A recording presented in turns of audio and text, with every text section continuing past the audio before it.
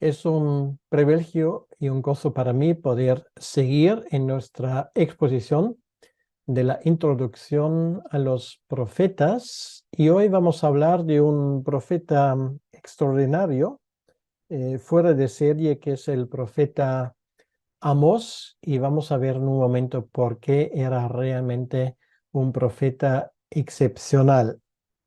Bueno, el versículo que introduce su profecía, el 1:1, dice que estas son las palabras de Amós, que fue uno de los pastores de Tecoa, que profetizó acerca de Israel en días de Uzías, rey de Judá, y en días de Jeroboam, hijo de Joás, rey de Israel, 2 años antes del terremoto. Bueno, esto es mucha información. Primeramente vamos a hablar del lugar. Tecoa se encontraba, era realmente un pequeño pueblo, unos 5 millas, 8 kilómetros al sur de Belén y unos 9 millas o 14 kilómetros al sur de Jerusalén. No se sabe mucho más del profeta, salvo que según su propia declaración, que tenemos en el 7:14, que él era boyero y cultivador de sicómoros.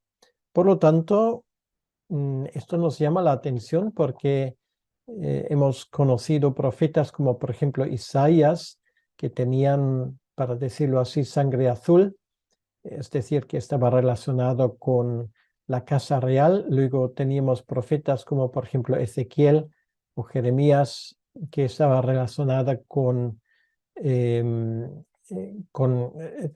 sacerdocio, eran sacerdotes, pero este profeta realmente no tenía nada que ver ni con la casa real ni con el sacerdocio, y sin embargo nos damos cuenta que era un hombre muy culto, un hombre que conocía bien tanto el reino del norte, Israel, como el reino del sur, que era Judá.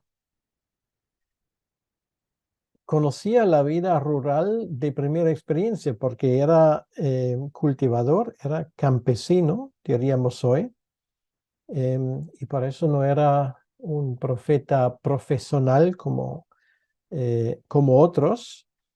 Dios le llamó desde los campos para llevar la palabra divina particularmente al reino del norte. Y esto es otra peculiaridad porque viniendo del sur, Dios le manda al norte, al reino de Israel. Entonces, llama la atención, y lo voy a subrayar una vez más, que su trasfondo era rural. Aparentemente el hombre estaba alejado de los centros de erudición y sin embargo estaba muy familiarizado con la historia, no solamente de ambos reinos, del reino del sur, del reino del norte, sino también de la historia internacional. Esto es algo, si leemos los primeros eh, versículos del 1:3 hasta el 2:3, nos damos cuenta que está al tanto de la historia de los pueblos que están alrededor. Bien, si otra vez cogemos esta cronología de los reyes de Israel, de Judá, que van a encontrar ahora en la pantalla, nos damos cuenta, y además el texto lo dice claramente, que el profeta Amós vive y desempeña su ministerio en los tiempos de Jeroboam, y es Jeroboam segundo, ¿no? El Jeroboam que en su momento llevó a cabo la división del Reino Unido, de Israel y de Judá. Es Jeroboam segundo, y al mismo tiempo el rey Uzías del Reino del Sur. Esto hace que Amós con todo lo que sabemos del texto, era contemporáneo del profeta Jonás. Y lo que es bastante interesante, que él era uno de los profetas, de los pocos profetas que fue llamados a predicar precisamente al reino del norte. Si quitamos Elías y Eliseo, que obviamente llevaban a cabo su ministerio allí, pero que no hay libro, digamos, profético que lleve ese nombre, es uno de tres profetas, Jonás, Oseas y Amós, que particularmente tienen su ministerio al reino del norte. Y además, si en el caso de Jonás, este hombre, sobre todo, aunque leímos en el texto sagrado que tenía un ministerio profético en Israel, pero digamos su gran misión era llevar eh, el mensaje divino a Nínive. Entonces, Amós, en ese sentido, juntamente con Oseas, es un profeta dirigido de parte de Dios, particularmente al reino del norte. Si volvemos al versículo 1:1, nos damos cuenta que el ministerio del profeta ocurre justamente como acabamos de ver en los reinados de Jeroboam II de Israel y de Uzías de Judá. Bueno, tienen un reinado similar. Jeroboam II reina desde el año 793 hasta el año 753, que son justo 40 años, y Uzías de Judá del 792 al 740. Esto incluso es más tiempo, esto llegan a ser, se suman prácticamente 52 años. Por lo tanto, nos damos cuenta que ambos reinos fueron largos y por lo tanto el tiempo para la profecía de Amós es amplio. Entonces no hay que pensar que lo que tenemos ahí en este pequeño libro es algo o es todo que Amós dijera y además solamente en un día, sino esto seguramente es el resumen y una colección de palabras que se expanden durante un tiempo bastante amplio. El primer versículo del libro también nos da la fecha de inicio del ministerio de Amós. Es muy interesante que dice 2 años antes del terremoto. Y esto es muy interesante porque, aunque no podemos estar seguros de la fecha de ese terremoto, tiene que haber sido un terremoto particularmente devastador, porque si vamos al penúltimo libro del Antiguo Testamento, a la profecía de Zacarías, nos damos cuenta que Zacarías también se refiere a este mismo terremoto. En el capítulo 14, versículo 5 de su profecía, dice: y huiréis al valle de los montes, porque el valle de los montes llegará hasta Azal, huiréis de la manera que huisteis, por causa del terremoto en los días de Uzías, rey de Judá. Aquí también tenemos esa mención, por lo tanto es una fecha bien conocida para la gente de aquel tiempo, aunque nosotros no tenemos constancia de ese terremoto. Entonces, bueno, lo que sí esperemos que con la ayuda de la arqueología, en algún momento sepamos decir la fecha exacta de ese terremoto, porque son los arqueólogos que son capaces, al excavar la capa correspondiente a este año, posiblemente alguna señal de este terremoto. Bien, entonces, bajo los reyes Uzías y Jeroboam II del reino del norte de Israel, hubo un tiempo de gran bienestar en ambos lugares, como un renacimiento económico, militar y cultural. Fue un tiempo de gran estabilidad política, de prosperidad. Había paz entre Judá e Israel, y las amenazas externas fueron mínimas.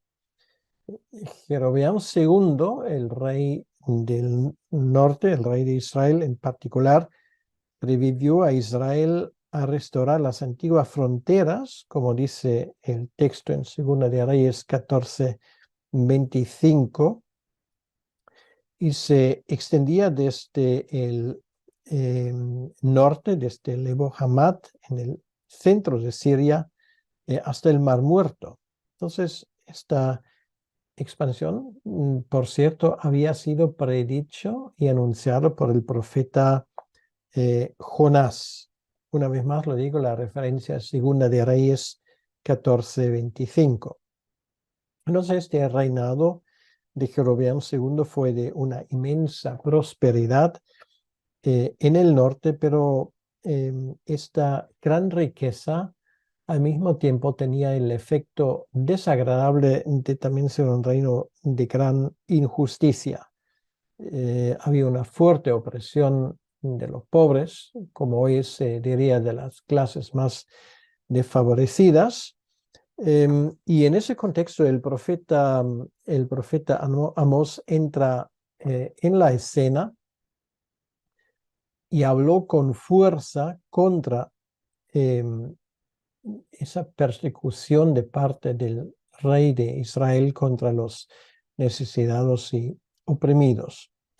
Luego, también hay palabras de juicio, obviamente. Luego vamos a desglosar esto un poco al ver la división de este libro, pero finalmente Asiria ganó fuerza, se expandió hacia el norte y hacia el oeste, y pues lo inevitable pasó. Israel finalmente llegó a un estado vasallo, lo cual quiere decir que dependía de Asiria y tenía que pagar tributos.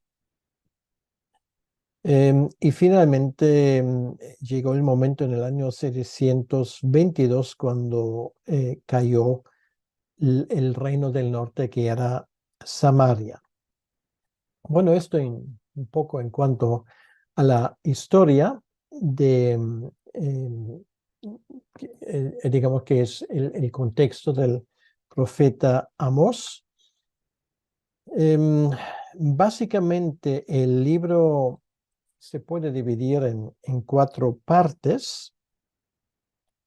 Hay una primera parte, que son los primeros 2 capítulos, donde Amós hace mensajes que son dirigidas principalmente a los pueblos vecinos, por ejemplo, Filistea, Damasco, Tiro, Edom, Amón, Moab, y luego también Judá. Y a todas y cada una de esas naciones colindantes, con sus respectivas capitales, el profeta les acusa de crímenes horribles contra su propia población. Había violencia física, había la marginación sistemática de gente pobre, y el profeta presenta la acusación más larga de todas estas naciones precisamente contra Israel. Entonces esto lo tenemos en los primeros 2 capítulos. Luego, la segunda sección la tenemos, perdón, en contra de Judá, dije Israel, en contra de Judá. En la segunda sección tenemos de manera más específica un anuncio de juicios contra Israel. Y esto lo tenemos en los capítulos 3 y 6, y son palabras que realmente nos llaman la atención eh, por el gran impacto. O sea, Amós, estoy seguro que era un predicador que realmente impactaba a su audiencia. Él confronta allí a los gobernantes de Israel por sus caminos perversos e injustos y los llama al arrepentimiento. Luego hay una tercera sección que son los capítulos 7 al 9. Y ahí tenemos una colección de 5 visiones del profeta. Las 2 primeras visiones son los de las langostas y el fuego. Amenazan con el juicio divino a Israel. Y las siguientes 2 visiones son de una plomada y de una canasta de fruta madura y señalan la realidad de que Israel no puede evitar la sentencia de Dios. Le llegaría su momento. Y la visión final de Dios en el templo del capítulo 9 lo muestra a Dios preparando para herir a Israel o preparado para herir a Israel en juicio. Y luego tenemos una última sección que es muy interesante porque esta sección es mencionada en el Nuevo Testamento, que es del capítulo 9, versículo 11 al 15, donde se promete una restauración del pueblo caído de Israel en un tiempo futuro. Y es muy interesante como luego lo vemos que esto se aplica luego a la predicación del Evangelio. Entonces, esta sección final, para decirlo así, es como un trueno. Hasta este punto el profeta se había centrado en la certeza del juicio que está por venir, pero ahora él concluye con esta gran esperanza de una restauración de la casa de David posterior a este juicio. Esta promesa de restauración es, para decirlo así, el punto que culmina el libro. En cuanto un poco al texto mismo, al estilo, el libro de Amós es una profecía que se relata casi por completo en forma poética. O sea, es muy interesante que la poesía hebrea tiene ciertas características y esto lo vemos en este libro de Amós de una forma muy clara. Es muy interesante que este profeta que, bueno, a primera vista parece un hombre inculto, pues que sea capaz, digamos, de hablar de esta manera a su audiencia, que demuestra un gran dominio del idioma. Entonces, igual que casi toda la literatura poética de la Biblia, el material que tenemos en el libro recibe una variedad de formas. Hay, digamos, oráculos relatados de forma poética, hay pasajes que parecen himnos y luego hay sermones presentados de manera poética también. Entonces, es Amós, sin lugar a duda, un auténtico maestro de las imágenes llamativas. Tan solo si vemos el pasaje del 7:1 al 9:10, donde Amós presenta 5 cuadros que demuestran de forma gráfica el juicio venidero de Dios, esto nos dice algo sobre el gran poder de su lenguaje. Entonces, estos símbolos añaden un nivel de intensidad al mensaje del profeta que una narrativa prosaica, en prosa, no puede transmitir. Entonces, hablamos un poco de algunas características del contenido. Es de suponer que Amós había entregado esas profecías en diferentes lugares del reino del norte, como sería Samaria y Betel. Es lógico porque allí el pueblo estaba reunido. No lo sabemos, lo que sí sabemos, hay una referencia del capítulo 7, versículos 12 y 13, donde nos damos cuenta que parte de su ministerio profético lo lleva a cabo en Betel. Ahora, a diferencia de los mensajes de los profetas anteriores, con la posible excepción del profeta Joel, las palabras de Amós fueron preservadas por escrito, al igual que las de sus contemporáneos Isaías y Oseas. En este sentido, era muy importante y esencial que estos grandes mensajes que demandan el cumplimiento del pacto se preservaran como recordatorios de la historia de Israel y por las promesas de restauración y redención que contenían, tenían, digamos, una forma particularmente importante al haber sido escritos. Entonces, Amós ataca dos áreas principales de pecado que eran acusaciones comunes de los profetas, que era la idolatría y la injusticia social.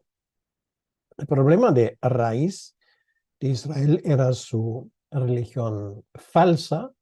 Esto ya empezó desde el primer momento cuando Jeroboam I trasladó oficialmente el centro de culto de Israel a Betel y no a Jerusalén. Entonces él quería que la gente adorara, la gente de su propio reino adorara allí. Entonces, claro, de allí la historia de Israel, del reino del norte, era una historia continua de idolatría. Entonces, esto es una de las cosas que el profeta Amós predica duramente.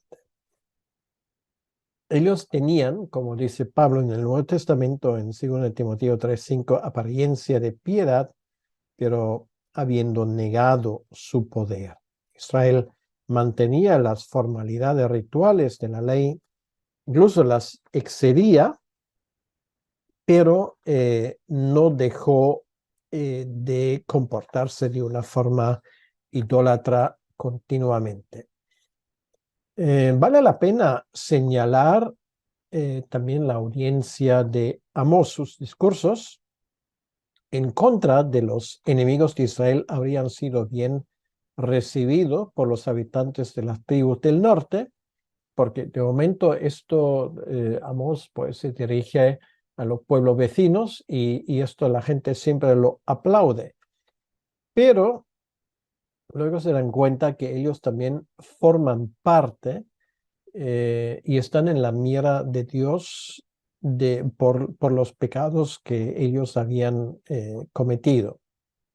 Entonces, el Señor envió advertencias a Israel en forma de hambre, en forma de sed, en forma de langostas, de catástrofes, lo que nosotros llamamos naturales, como plagas, había derrotas militares, pero el pueblo se niega a entenderlo. Podríamos decir que Dios usa esos acontecimientos para gritarle al pueblo y sin embargo el pueblo no quería escuchar. Entonces, al no escuchar, pues finalmente el juicio sería inevitable. Y este castigo se presenta a través de una serie de profecías verbales y visiones que predicen la destrucción total y finalmente el exilio. Entonces, esto sobre todo son estos capítulos 3 hasta el capítulo 6, que yo les recomiendo que lo lean detenidamente, donde él anuncia, digamos, este juicio venidero de parte de Dios con palabras muy claras. Entonces, si queremos hablar un poco de su teología, de su forma de ver las cosas, nos damos cuenta que el Dios que predica el profeta Amós es el Dios soberano, el Dios creador. Hizo todos los seres humanos a su imagen y es el único Dios y no hay otro. Esto es el mensaje principal, sin lugar a duda. Por lo tanto, Dios no tolera la idolatría, pero no solamente la idolatría de su pueblo escogido, sino la idolatría en términos generales. Ya quiere decir que la barra de medir, ningún pueblo se libera. Esto es muy importante, no solamente los que formalmente han hecho un pacto con Dios, sino Dios detesta la idolatría, incluso si esa idolatría viene de parte de gente que formalmente no ha hecho un pacto con Él. Entonces, el Señor es soberano, esto era el mensaje para Israel, es soberano y es capaz de levantar una nación, incluso una nación pagana, contra Israel en juicio. Incluso él es capaz, en términos generales, de que una nación se levante contra otra.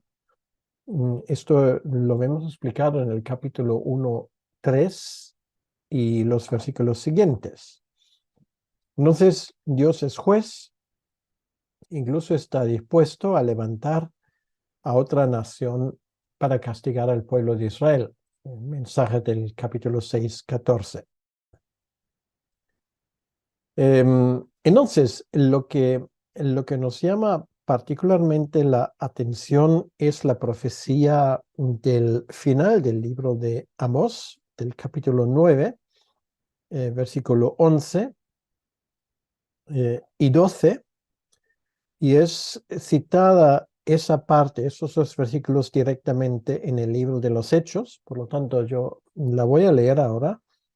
Dice, en aquel día levantaré el tabernáculo caído de David. Y esto es muy importante porque esto es una parte, luego lo vamos a ver en el Nuevo Testamento, eh, que se entiende como un cumplimiento, no es algo futuro, por ejemplo, desde nuestro punto de vista, sino es un proceso que ya ha empezado.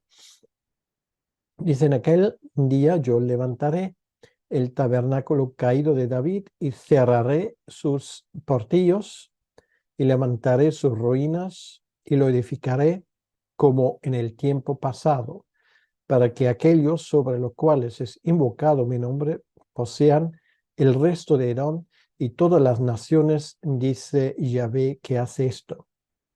Es muy interesante porque allí se usa la conquista de Edom como imagen de que Dios será el Dios sobre todos los pueblos. Bueno, esto en el nuevo pacto se consigue no a través de acciones militares, sino se consigue a través de la predicación del Evangelio. Y así lo entienden los apóstoles, porque si vamos al Nuevo Testamento, a Hechos 15, a partir del versículo 16, Hechos 15:16,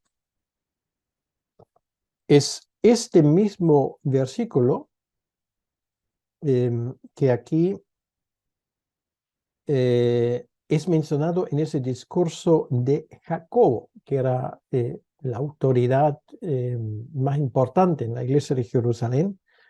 Él cita de Amós, dice después, dice, voy a leer a partir del versículo 13 para tener todo el contexto. Jacobo respondió diciendo, varones y hermanos, oídme, Simón ha contado cómo Dios visitó por primera vez a los gentiles para tomar de ellos pueblo para su nombre. Y ahora, ojo, versículo 15, y con esto concuerdan las palabras de los profetas como está escrito. Y ahora cita de Amós capítulo 9. Después de esto volveré y reedificaré el tabernáculo de David. En otras palabras, Santiago entiende el hecho de que ahora el evangelio se predica a los gentiles como un cumplimiento de esa profecía. que está caído, y repararé sus ruinas y lo volveré a levantar, para que el resto de los hombres busque al Señor y todos los gentiles sobre los cuales es invocado mi nombre, dice el Señor, que hace conocer todo esto desde tiempos antiguos. Muy interesante cómo Santiago da estas palabras ya por cumplido en la predicación del Evangelio. Y luego él termina, por lo cual yo juzgo que no se inquiete a los gentiles que se convierten a Dios, sino que se les escriba que se aparten de las contaminaciones de los ídolos, de fornicación, de ahogado y de sangre. Porque Moisés desde tiempos antiguos tiene en cada ciudad quien lo predique en las sinagogas donde es leído cada día de reposo. Entonces, quiere decir que ellos solamente tienen la obligación de abstenerse de ciertas cosas básicas para no enfurecer a los judíos, para mantener esa paz, pero lo que dice Santiago, que esto se ha cumplido. Y por lo tanto, esto es una parte muy importante donde vemos la predicación de Jesucristo ya en este libro de Amós, en esa profecía magnífica. Entonces, una vez más, simplemente para que lo tengamos claro, vamos a ver las 4 partes del libro que me parece fundamental y muy importante. Tenemos en la primera parte, bueno, si dejamos el título y lo sobrescrito fuera de los primeros 2 versículos, tenemos en el capítulo 1 y 2 esos juicios pronunciados sobre las naciones vecinas, ¿vale? Entonces, es lo primero. Luego, segunda parte, capítulos 3 al 6, son profecías contra Israel. Entonces, donde Amós habla muy claro, él se refiere a pecados específicos y dice, si no hay arrepentimiento, esto va a traer juicio sobre Israel. Dios no permite que su nombre se use en vano. Luego, la tercera parte, que son las visiones, que ya hemos mencionado, que son 5 visiones en total. Y luego en el capítulo 9, la última parte, del 11 al 15, esa profecía de restauración y de bendición, que es particularmente importante desde nuestro punto de vista en el Nuevo Testamento. Y ahora con esto vamos a entrar un poco más en el texto mismo para que lo veamos con nuestros propios ojos. Una vez más, pues los primeros 2 versículos ya lo hemos mencionado, que nos dan esa referencia en cuanto a la fecha y en cuanto al personaje. Y una vez más, su audiencia principalmente serían gente del reino del norte. Y quiero enfatizar también una vez más, porque quiero que esto quede muy claro, que su audiencia además se caracterizaba principalmente en aquel momento, eran gente que gozaban de un bienestar importante, gente rica, pero moralmente corruptos y religiosamente hipócritas, desobedientes al Señor, y esto es el problema, y por esto su mensaje que precisamente tiene que ver con esto. Entonces, el pueblo de Israel se encontraba en ese momento, para decirlo así, en la cumbre de la prosperidad, pero estaba llenando rápidamente la medida de sus pecados hasta que llegara a ese punto de no retorno. La misión de Amós era, por lo tanto, más bien el despertar y no tanto el consolar. Realmente hay un mensaje de consuelo muy al final, pero básicamente él es como si él cogiese a la gente por la solapa y los sacudiese. Entonces, no cabe duda que la gente cuando le escuchaba se estaría enfurecida. De eso no me cabe duda, porque a nadie le gusta escuchar un mensaje así. Y si se me permite esa aplicación, los tiempos nuestros se parecen mucho a los tiempos de Amós y creo que haría falta realmente una predicación sobre esos principios de Amós también a nuestra generación. Me faltan estos mensajes que sacuden. Sí, hay consolación y hay todo tipo de, eh, digamos, de profecías que son promesas de parte de Dios, pero lo que nuestro tiempo tiene que escuchar en nuestros contemporáneos son mensajes que les despierten. Pero bien, hablamos primeramente de esa primera parte, estos oráculos y profecías sobre las naciones vecinas, que he dicho que esto básicamente son los primeros dos capítulos. La primera nación, la cual se dirige, es Aram o Siria. Ojo, Siria no es Asiria. Asiria es la gran nación que ahora viene del este. Pero aquí estamos hablando de Siria o también llamado Aram, cuya capital es Damasco. ¿Cuál es el problema de Damasco o de Siria? Pues la crueldad hacia los habitantes de Galaad, que son las tribus de Gad y de Rubén. Y obviamente lo que hace el profeta es, él anuncia el juicio, que sería la destrucción y el cautiverio, cosa que ocurrió luego, efectivamente, en el año 732, o sea, 10 años antes de la destrucción de Samaria. Si alguien quiere leer el pasaje correspondiente, es el segundo de Reyes 16, del 1 al 9.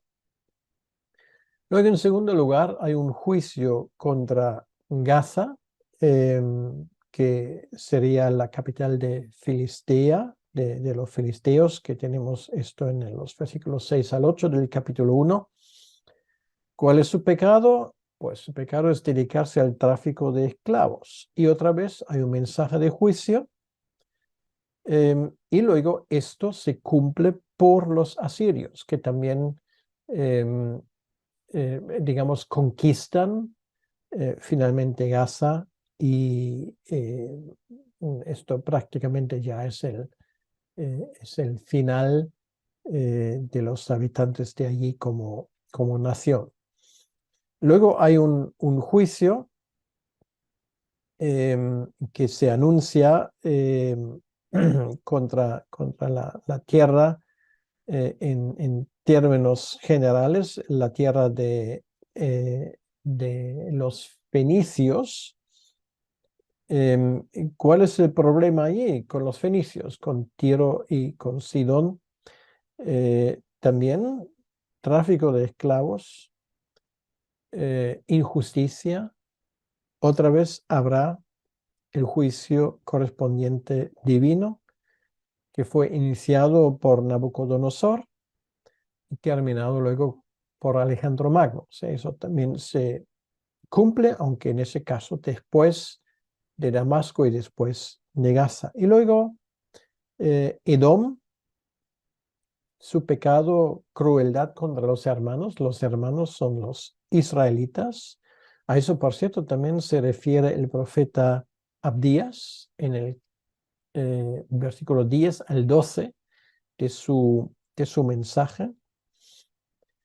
Entonces, finalmente se cumple esa destrucción también por los nabateos y luego el juicio que se anuncia finalmente contra Amón, en el 1:13 al 15, bueno, por cosas horribles, por ejemplo, el asesinato de mujeres embarazadas en Galaad. Habría un juicio que finalmente se lleva a cabo en este caso por Nabucodonosor. Luego, en el capítulo 2, los primeros 3 versículos se dedican a Moab. También se menciona el pecado que había cometido Moab. Había calcinado los huesos del rey de Edom, que era una forma muy injusta de tratar a un personaje muerto, y por esto sería destruido su ciudad principal. Fue llevado a cabo también por los babilonios finalmente. Luego se menciona Judá, su pecado, la apostasía de la ley. Y bueno, todos sabemos lo que pasó con Judá. En el año 586 es destruido la capital, Jerusalén, y muchos de sus habitantes son llevados presos a otros países, principalmente a Babilonia. Y luego juicio contra Israel, y ahí, bueno, se enumeran varios pecados. Por ejemplo, la injusticia social, la inmoralidad, la idolatría, la rebelión contra Dios, etcétera, etcétera. Es una larga lista realmente, y el cumplimiento se lleva a cabo por los asirios cuando ellos destruyen la ciudad en el año 722. Estamos hablando de la ciudad de Samaria. Bueno, esto nos da obviamente una lección que hay que tomar en cuenta. Son varias lecciones que sacamos solamente de esa primera parte. En primer lugar, Dios hace responsables no solamente a Israel y a Judá, que es decir, al pueblo de Dios, sino a todas las naciones. No solamente se preocupa a Dios por los que han hecho un pacto con Él, sino todas las naciones son responsables delante de Él. Y esto es algo que no hay que olvidarlo, porque se aplica también a nuestro tiempo. En segundo lugar, la apostasía y la crueldad son tratados por iguales. Quiere decir que para Dios es una abominación, y finalmente los que están perpetrando estos hechos se las verán con Dios.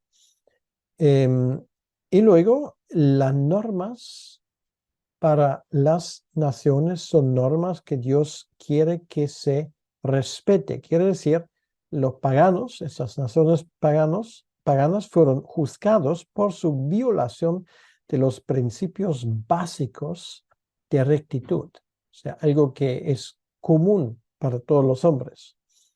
Y el pueblo de Dios fue juzgado por su fidelidad a la palabra revelada de Dios.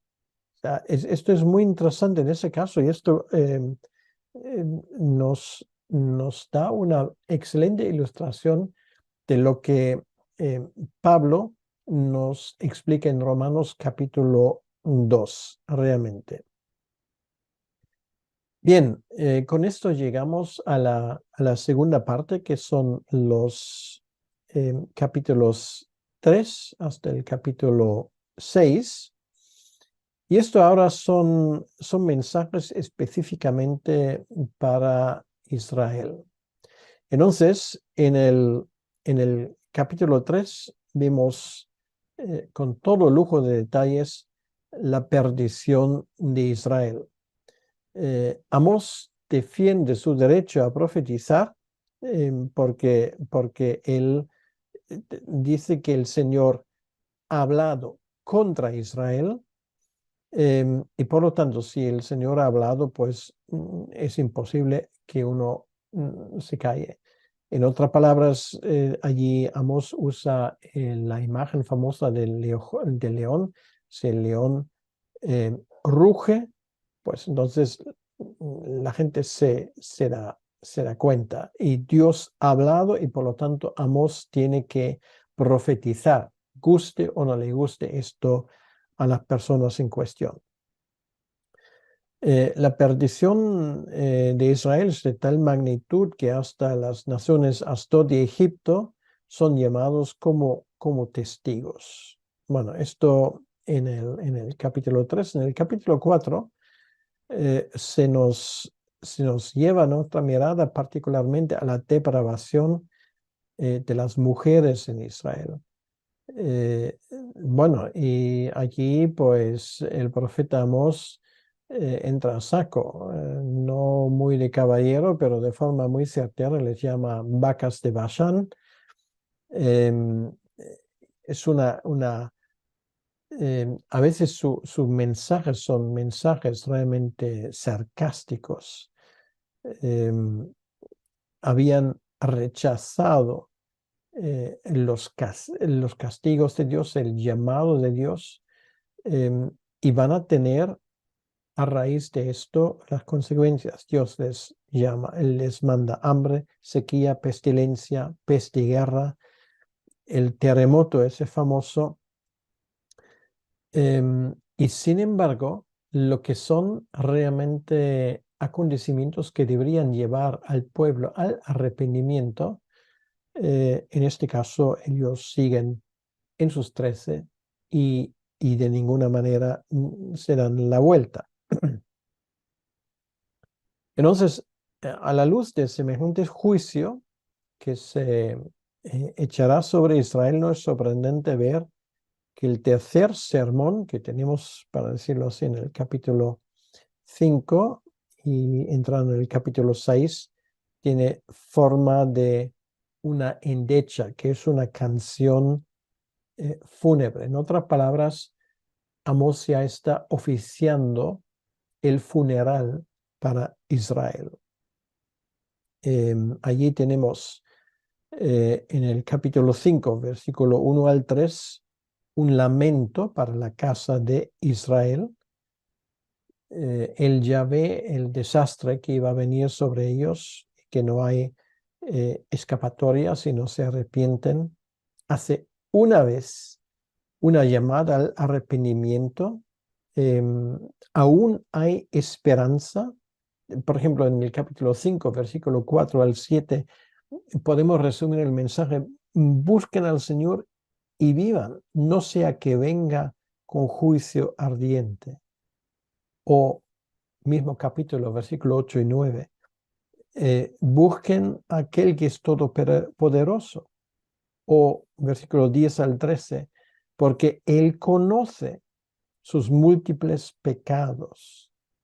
O el 5, 14 al 15, busquen lo que es bueno, no lo malo, quizá Dios le perdone. Entonces, bueno, está enfatizando el profeta Amós que el pueblo tiene que arrepentirse y dice, bueno, el día del Señor es próximo y ese día del Señor no es un día al final de los tiempos, sino el día del Señor es el juicio de Dios sobre Samaria, sobre Israel, que finalmente se lleva a cabo en el año 622. Bien, entonces esto nos lleva em, al siguiente pasaje, y este pasaje son las 5 visiones o oráculos de Amós que tenemos en los capítulos 7 a la primera parte del capítulo 9. La primera visión es la visión de las langostas, capítulo 7, versículo 1 al 3. La visión de las langostas ahí tenemos la visión y la respuesta del Señor, y significa que algunos entienden ese pasaje de esa plaga de las langostas como un símbolo de un ejército invasor, y esto es cierto. O sea, tanto tenemos la interpretación literal, que realmente es una plaga que va a venir, como que esta plaga de las langostas representa a Babilonia. Ambas cosas son correctas. Hay un cumplimiento literal y un cumplimiento figurativo. Y es una reminiscencia de lo que vimos en Joel, como el arrepentimiento de la nación evitó la reaparición de la invasión de langosta. Solamente en este caso, en Israel no había arrepentimiento. Luego, la segunda visión, que es la visión del fuego, capítulo 7, 4 al 6. Eso es claramente figurativo, ya que la gran profundidad de la cual se habla ahí es probablemente una referencia al mar Mediterráneo. Y cualquiera que sea el juicio que representa también, Amós quiere que se evite, que es un aviso para el pueblo, obviamente un aviso que ellos no atienden. Entonces, esas dos primeras visiones aún parecen ilustrar la paciencia de Dios, y con esto llegamos a la tercera, la visión de la plomada. Una plomada se utiliza para medir la corrección de cualquier construcción. Bueno, hasta el día de hoy se hace esto. Y esto significa que Dios ha medido tanto a Israel y lo que ha encontrado era defectuoso, tan defectuoso que Dios ya no lo puede pasar por alto. Y esto implica juicio, y sobre todo juicio contra sus líderes religiosos y políticos. Se lleva a la cuarta visión, que es la visión de la fruta de verano. Eh, esto habla de la naturaleza del juicio contra Israel, y nos indica esa visión donde se ve una cesta de fruta de verano bastante madura. El Señor revela que es el fin de Israel, que se está cercano y que está madura esa nación para el juicio. Esto nos lleva a continuación a la visión del Señor junto al altar. Y esto significa que este altar será destruido, nadie escapará. Esto es lo que Amós dice claramente, y habla de la inevitabilidad de este juicio divino. Entonces, todo esto nos lleva finalmente hasta este último capítulo, y la última parte de este último capítulo, donde vemos un tiempo en el futuro que será distinto. Y esta es la única parte realmente en el libro de Amós donde podemos ver el relucir el nuevo pacto. Y voy a concluir con los últimos versículos, el 13 al 15, porque los otros ya hemos leído. ¿Se acuerdan que Santiago los cita en su discurso en Hechos capítulo 15? Y dice, he aquí, versículo 13, vienen días, dice Yahvé, en que el que ara alcanzará al segador, y el pisador de las uvas al que lleve la simiente, y los montes destillarán mosto, y todos los collados se derretirán. Y traeré del cautiverio a mi pueblo Israel, edificarán ellos las ciudades asoladas, y las habitarán, plantarán viñas y beberán el vino de ellas, y harán huertos y comerán el fruto de ellos, pues los plantaré sobre su tierra y nunca más serán arrancados de su tierra que yo les di, ha dicho Yahvé, Dios tuyo. Entonces, obviamente, sí, puede haber ahí un cumplimiento en la vuelta del exilio, pero esto va mucho más allá porque dice que nunca más serán arrancados de su tierra. Entonces, allí esto está hablando realmente ya del nuevo pacto. Quiere decir que habrá bendición de parte de Dios, y esto nos indica hasta hacia el futuro, no es una, no es una profecía que tenemos que esperar un cumplimiento literal, porque ya nos hemos dado cuenta. Y a veces es sorprendente como algunos expositores de la Biblia no se dan cuenta de ello. En los versículos 11 y 12, el mismo Santiago entiende que esto está hablando del tiempo del Evangelio. Y por supuesto lo que viene después también quiere decir que efectivamente bajo el reinado del Mesías finalmente habrá paz, primeramente una paz interior, pero finalmente cuando Dios establezca su gobierno, también lo que vimos en Apocalipsis, al final nos damos cuenta que esto también será literal cuando Dios realmente, por la predicación del Evangelio, nos dé un tiempo de gran bienestar, y esto por supuesto luego se aplica también al tiempo y al estado eterno. Bien. Pues esto fue el mensaje de Amós, un mensaje realmente extraordinario, muy fácil para recordar la forma como se divide el libro. Lo hemos hablado varias veces. Yo les recomiendo que esto lo aprendan de memoria porque les ayudará grandemente a recordar el mensaje de este profeta. Entonces, gracias por su atención y vamos a terminar ese tiempo en oración como es nuestra costumbre. Señor, gracias te damos por este tiempo y pedimos que tú nos ayudes a entender, aplicar también el mensaje del profeta Amós a nuestros tiempos. Gracias te damos, Señor, por estar con nosotros y pedimos que tú bendigas este estudio en todos los estudiantes que lo siguen. Te lo pedimos, Señor, en tu nombre. Amén. Que Dios me los bendiga.